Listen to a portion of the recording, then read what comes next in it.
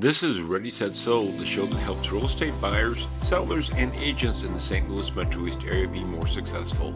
I'm your host, Brian Vogt, a local realtor, Cardinal, and Blues fan, and author of 2 Amazon #1 best-selling books on real estate.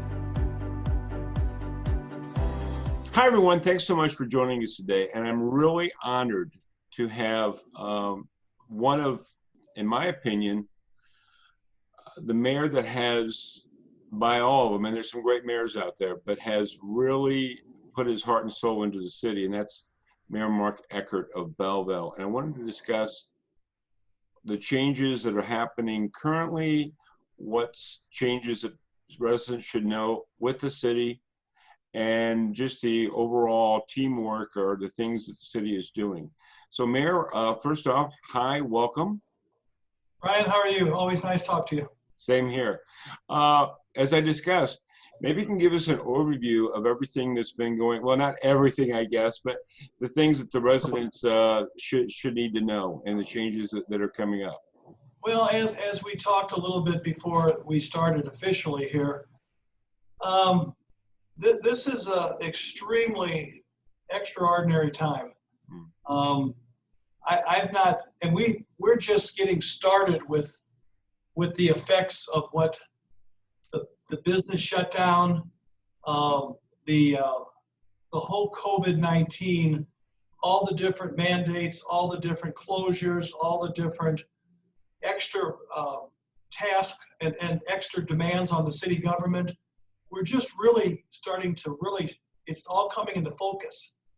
Every day I get to work, there's a new set of obstacles.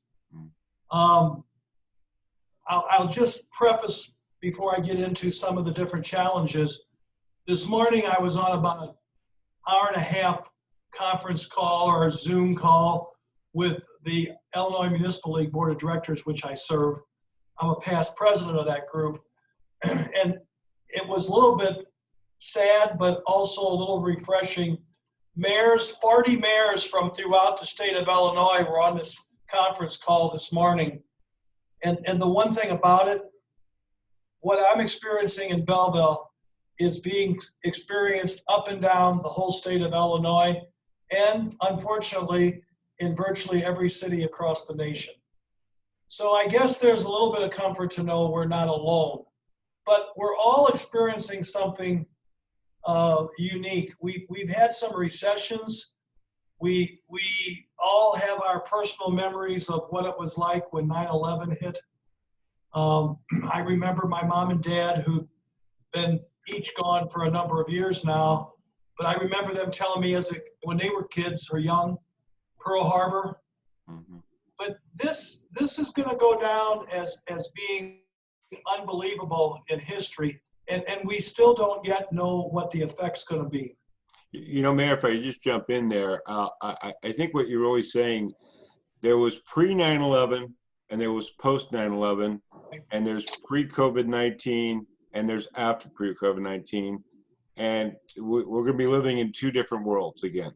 You are 100% right, and as long as I'm still in this job, we're going to be governing in a different world.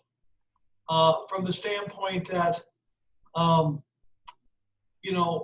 unfortunately, Brian, we're going to see businesses that were here the first of the year no longer here later on this summer or in the fall. We're going to see both some physical and some financial major changes in our footprint. And I don't even know what they all are. We know that when you shut down the big chunk of the sales tax for several months, which is going to be 2 months now at least, it's going to have a monumental effect on our financials. Now, there's residual additional to just the sales tax. There's the gaming money. You know, we've been kind of used to receiving almost probably close to $30,000 a month gaming revenue the last number of years, most months. That's a pretty good chunk of money each year now. We get so much from all of our housing inspections have stopped right now. Most We're doing a few new construction inspections because we don't have the risk of people living there, or, we can pretty much clear it out and not have anybody, so that we're practicing proper social distancing for our staff. But, who would have ever thought of some of these terms and definitions 3 months ago, 4 months ago, first of the year? It's mind-boggling. When we first started, you mentioned to me, in the years I've been here, a lot has changed. And a lot's changed because of a lot of good people who I've had on my staff, fellow aldermen over the years, and women. And together we've done some really neat things. Most recently, in spite of this unbelievable, difficult time we're in and shut down, we were able to close last Friday, a week tomorrow, on the Meredith home.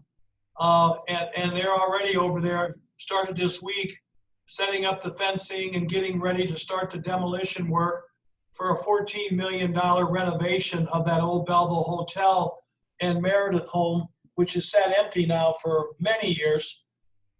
We just sold it, and they're going to put in 47 senior lofts. Wow. Right here on the square.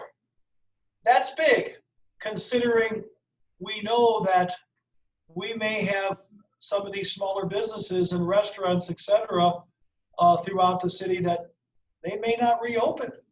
We don't know. We're getting calls and we're hearing things. It's going to be tough for the mom and pop shops to overcome this.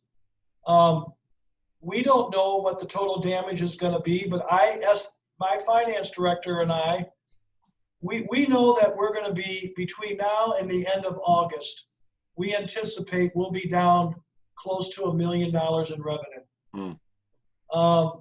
And yet we don't totally know how to gear that, because once again, we know that this is going to affect income tax next year, but we don't know how much yet. Right.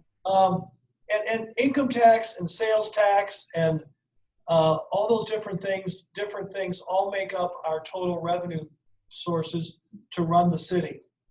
Our general fund this year is right around 22 million, but 60% of that general fund is police and fire protection. We have budgeted this year 78 police officers and 63 paid firefighters. There's not many cities around that have, well, first of all, there's not many cities around that have a full-time mayor. Now, we don't have a city manager. Most cities have a city manager. I'm a full-time mayor, and they're getting a much better deal here because city managers notoriously make a lot more money. But my point is, we have not many cities have paid fire departments. There's a handful, okay?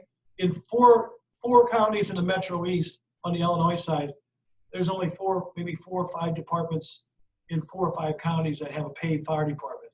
But our paid police department and fire department, which are fabulous, take up 60% of our budget, general fund. And that's wonderful, but that's expensive. And so when we don't know how much revenue we're going to be down, we know that it's possible we may have to furlough some policemen or firemen. And we've never done that the whole time I've been on this council. And I got on here as an alderman in 1997. So we know we're facing some real challenging times. We got to stay positive, but we also got to be realistic. We've got to be able to, make payroll. We've got to be able to pay our bills. We know that we're going to have to look at some things differently. I've always valued programs that were about quality of life. Mm-hmm. Right now, we currently have City Hall is functioning, but it's shut down to the public. You can call in, you can get online, you can pay bills online, you can mail in your payments, you can mail in your paperwork down to housing, you can still do business, but for the sake of protecting staff and the public, per really the shelter-in guidelines from the state, we haven't had for over a month now any customers in our buildings. We've shut down Parks and Rec. Now the parks are open as far as walking, as long as we ask that they use safe distancing, and they go in really small groups. But we've closed off the playgrounds. We've shut down the Nichols Center. We made a decision in the last council meeting to not have this summer Tour de Belleville, the bicycle run event. But part of that is that's in the first part of July. It takes months to plan these things, Mm-hmm.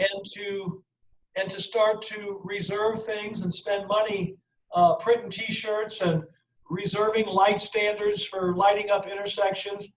And we don't know exactly where we're going to be, so we didn't want to keep spending money if first of all, if the event couldn't happen, and second of all, if we're going to be on a downhill cycle, then we got to get serious about providing those services that are essential. Not that Parks and Rec and library and everything aren't important, but essential is police and fire and sanitation and fixing the streets that have potholes or cave in, and the wastewater treatment. Those are really our essential services. And that's what we got to do first. Got a question about real estate around the St. Louis Metro East area? Call me, Brian Vogt, at 618-210-2451. Or for a free copy of my Amazon #1 best-selling book, Ready, Set, Sold, visit my website at brianvogt.com. Thank you for tuning in. This is Brian Vogt. Until next time on Ready, Set, Sold.